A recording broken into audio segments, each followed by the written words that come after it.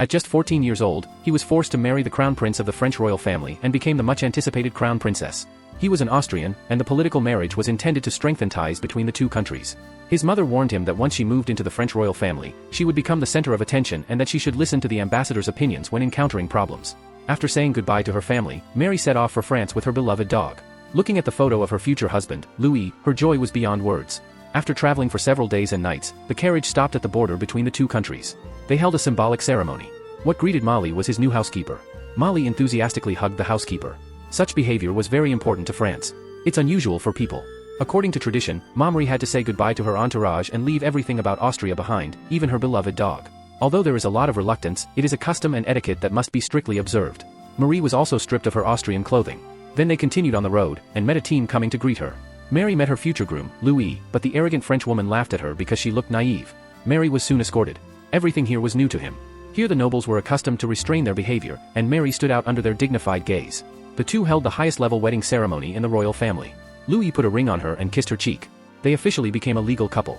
All kinds of people gathered at the wedding, the newlyweds performed dances in front of everyone, and all the guests were discussing the future queen, who might not be able to shoulder the responsibility of the queen if she behaved badly. The king toasted to the two newlyweds and wished them many descendants.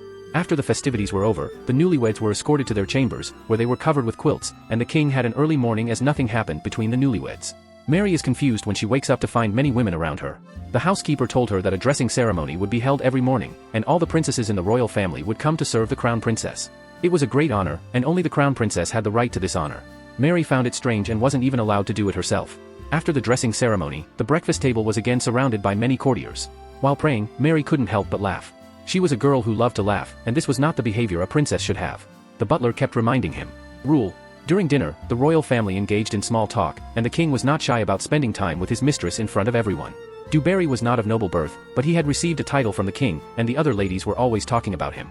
Louis loved hunting and always ignored Mary during the day, which even made others think that Mary was not enthusiastic enough for her husband.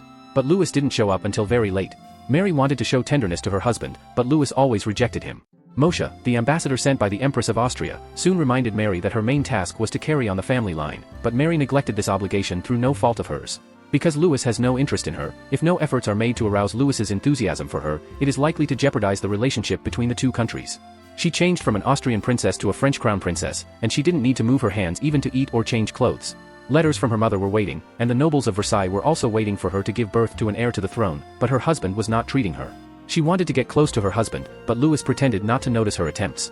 She didn't know what was wrong with her. Life in the French royal family was not easy for her. In addition, Du Barry also began to pay special attention to her.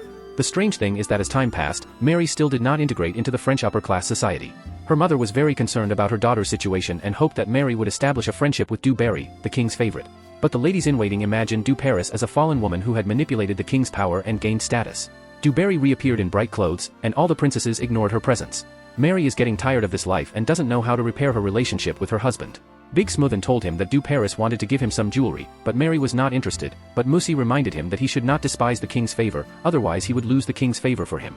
Marie had no choice but to force herself with Du Paris. It was the only thing he was willing to stoop to. While the king was playing games with his favorite, young Louis was in a completely different state, just reading, which interested him more than young Mary, and even went hunting for several days. Mary was worried that Louis' sister-in-law would get pregnant before she did. If this happened, she would be shamed by the entire royal family. The king was also very concerned about their condition and asked the royal doctor to check their health. Mary received another letter from her mother, saying that her sister and sister-in-law were pregnant, which plunged Mary into despair. That night, Louis finally starts to take an interest in her, but immediately apologizes and goes to sleep. At breakfast, the excited housekeeper ran to Mary and told her that her sister-in-law had just given birth to a child, and that the boy was destined to become the new prince. Maria smiled and congratulated him, but everyone in the royal family thought that he was a barren person, and the grievances left in the room had nowhere to express. After taking off the burden, the carefree royal life continued. He spent the whole day wearing new shoes and new dresses with the ladies, eating various desserts, drinking champagne, and attending masquerade balls in Paris. There, it turns out, a handsome young man is also interested in him. It was also a young count from Sweden who openly took his hand, but he did not allow himself to do the same. Louis felt uncomfortable here and asked Marie to leave, but he didn't want this good time to end right away. The nobles did not return to the palace until morning, learning that the king had contracted smallpox. Soon, without the king's knowledge, Du Barry was driven out of the palace. Soon after the king died, Louis succeeded, took over the position, and the crown was placed on Louis's head. Mary was now her queen and the birthday celebrations were huge. The new queen has not changed her image and still loves entertainment as always. The king tried to persuade her to go to bed, but she decided to stay with the guests and prepare for the sunrise. This life made her free. Because of her husband's physical defects, she was unable to have children. The nobles who did not know the truth began to blame her, blaming her for not being able to give birth to an heir to the throne for the prince. Out of compensatory psychology, Louis began to let her do whatever she wanted, have fun, and indulge in arousal. The sleeping volcano in my heart begins the most extravagant time of enjoyment in my life. From then on, luxury spread quickly like the plague. Ambassador Mashi told him that his expenses this month were too high and that he had no funds to use for charity. He did not care that he saw his long-lost brother. Although he was happy to see his brother, he began to lecture him and believed that his drug addiction and endless partying were not good for him, but he did not care. Brother Joseph decided to talk it over with Louis, and the young king assured him that he would continue to honor the engagement and fulfill the great task of conceiving Mary with a child. That night, Louis finally slept with his wife, and Mary was happy. 9 months later Louis was delighted when a baby girl was born, although not a boy. The queen likes to take care of her daughter by herself, but the housekeeper asks a special nurse to hide.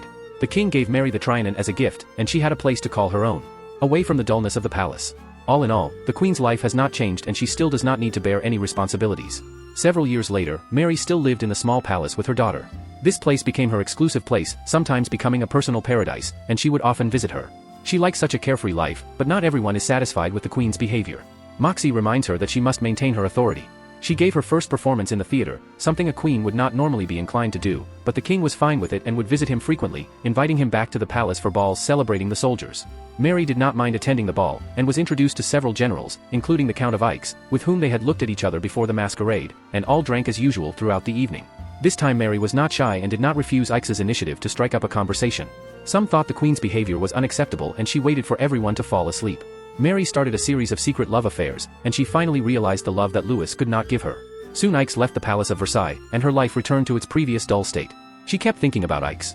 Credible is still making plans, and people are dissatisfied and their emotions are rising day by day. Despite this, Mary bought herself various clothes and jewelry and did not care much about the outside world. A year later, she gave birth to a son and completed the task assigned to her by her mother. The whole court rejoiced at the birth of a boy. However, the French hated their queen more and more.